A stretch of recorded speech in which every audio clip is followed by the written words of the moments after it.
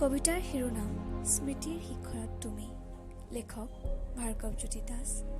আবৃত্তিকাৰ প্ৰিয়ংকা বৰা। মনৰ কেনভাছৰ দাপোনত তুমি একাজলি ৰঙীন ফুলৰ দৰে ফুলি আছা হৃদয়ৰ দুৱাৰত, যেন এক স্মৃতিৰ শিখৰত।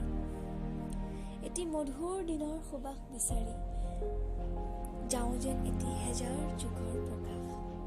তোমাৰ মনৰ ভাৱনাত, তোমাৰ হিয়াৰ থাপনাত লিখি থোৱা এটি সোণালী কবিতা আদৰি ল'বানে তুমি, যেন এটি গীতৰ মালিতা, যেন এটি গীতৰ মালিতা।